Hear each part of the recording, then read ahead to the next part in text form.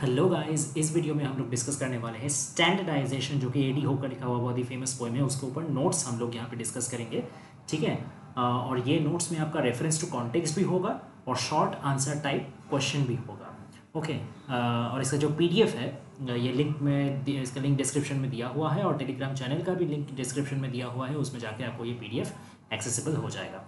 Okay. तो आइए चलिए।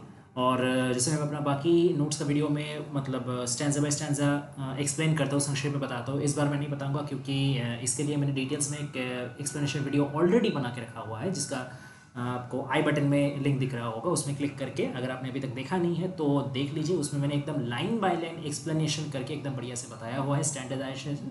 बढ़िया से आपको एक भी कन्फ्यूजन नहीं रहेगा, ये मेरा दावा है। तो ज़रूर देख लीजिएगा उसको। ठीक है। और फिलहाल मैं बस आपको स्क्रॉल करके दिखा देता हूँ। ठीक है। देखिए, हर स्टैंजा में जो एक्सप्लेनेशन है, मैंने यहाँ स्टैंजा 1 स्टैंजा 2 ऐसे करके दिया हुआ है। जैसे स्टैंजा 1 ये है, इसका एक्सप्लेनेशन ये है।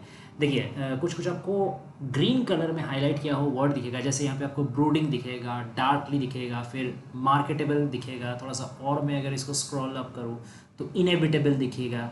ठीक है। थोड़ा सा और स्क्रॉल अप करूँ तो फैचुअस दिखेगा, फ्लचुलेंट दिखेगा। ठीक है।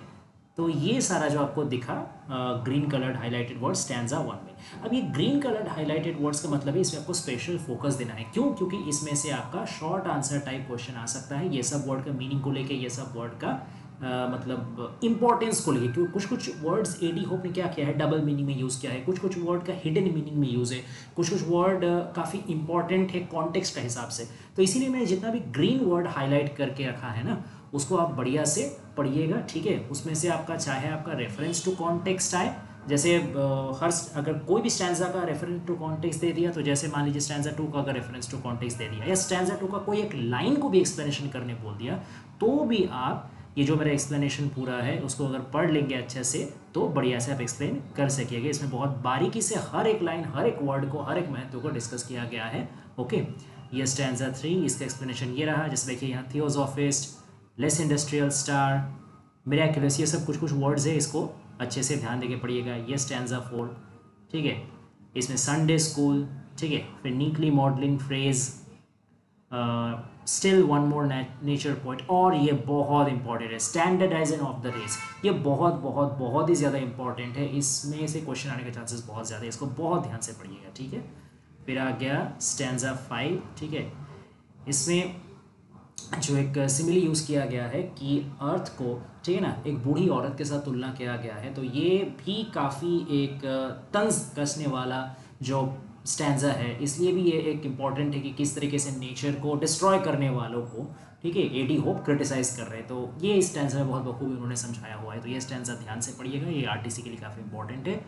ठीक है। खास करके ये वाला जो एक्सप्रेशन है, ग्रेव मलिशियस ग्रीड, बहुत ही ज़्यादा इंपॉर्टेंट है। इसमें से भी क्वेश्चन आने का बहुत बहुत ज़्यादा चांस है, ध्यान से पढ़िएगा। फिर स्टैंजा 6 में कुछ कुछ है, जैसे मैन्युफैक्चरर की, नेचर को सबसे बढ़िया मैन्युफैक्चरर क्यों बताया गया है, ये क्वेश्चन आने का बहुत ज़्यादा चांस है। इसको ध्यान रखिएगा। ठीक है। फिर जो एक पैटर्न है, जो नेचर एक ही पैटर्न को बार बार रिपीट करते हुए भी क्यों उसका जो क्वालिटी है वो कम नहीं होता, इसमें नेचर का महत्व छुपा हुआ है।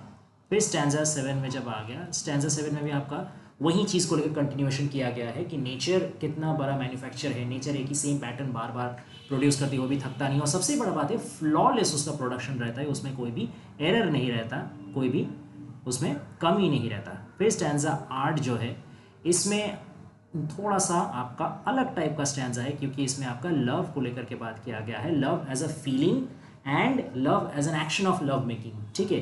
बोथ तरीके का ही मीनिंग यहाँ पे है। ये स्टैंजा पूरा पढ़ेंगे तो आपको पूरा बढ़िया से समझ में आ जाएगा। फिर आते हैं स्टैंजा 9, जो सेकेंड लास्ट स्टैंजा है। इसमें आपको एक्चुअली जो स्टैंडर्डाइजेशन, ये जो वर्ड है, ये किस लिहाज से प्रयोग किया गया है और इसका कितना डायमेंशन में इसका अर्थ है, कितना इसका बहुस्तरीय सिग्निफिकेंस निकल के आता है। ढेर सारा इसका मीनिंग है, हर एक एंगल से चेंज होता हुआ मीनिंग है। तो ये वाला आप पढ़ेंगे तो आपको बहुत बढ़िया से समझ में आ जाएगा कि किस किस लेवल में इसका मीनिंग है। और खास करके ये वाला लाइन बहुत इंपॉर्टेंट है, his science is tethered to their brains. ठीक है। इस लाइन का जो मतलब है, ठीक है, ये मैंने यहाँ से आपको कर दिया है कि जस्ट ये वाला लाइन जहाँ से मैं कर्सर अपने दिखा रहा हूँ, all the technologies and Scientific inventions of this modern era are indebted to the knowledge and hard work of previous generation of scientists and thinkers. मतलब जितने भी पुराने जनरेशन के साइंटिस्ट रहे, उनका डिस्कवरीज रहे, उसी से इन्फ्लुएंस होके आज का ज़माने का साइंस है। तो आज का ज़माने का जो साइंटिफिक या टेक्नोलॉजिकल एडवांसमेंट है वो स्वयं संपूर्ण नहीं है, सेल्फ डिपेंडेंट नहीं है, आत्मनिर्भर नहीं है, वो कहीं ना कहीं उसका ऋणी है वो पिछले प्रजन्मों के ज्ञान से। तो ये काफ़ी इंपॉर्टेंट लाइन है। और सबसे बड़ा जो रेफरेंस आता है वो है ओरिजिनल सिन का।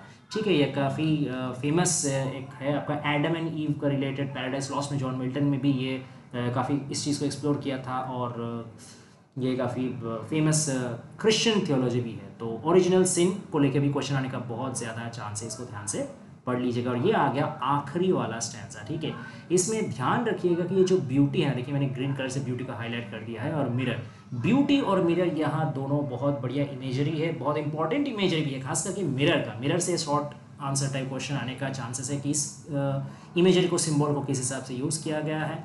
और ये जो दोनों लाइन मैंने ग्रीन हाईलाइट किया है, एनोनिमस फेसेस और प्लास्टर्ड विद स्माइल, ये दोनों भी बहुत ध्यान से पढ़िएगा। ठीक है, क्योंकि खास करके anonymous face in the sense कि कोई इंडिविजुअलिटी नहीं है, कोई स्वतंत्रता नहीं है, सब इंसान धीरे धीरे एक ही जैसे हो जाएंगे। ठीक है, किसी में अपना कोई कल्पना नहीं रहे, किसी में अपने जैसे सोचने का क्षमता नहीं बचेगा, मशीन के सब गुलाम बन जाएंगे, टेक्नोलॉजी के सब गुलाम बन जाएंगे, अपना हक उनको खो जाएगा।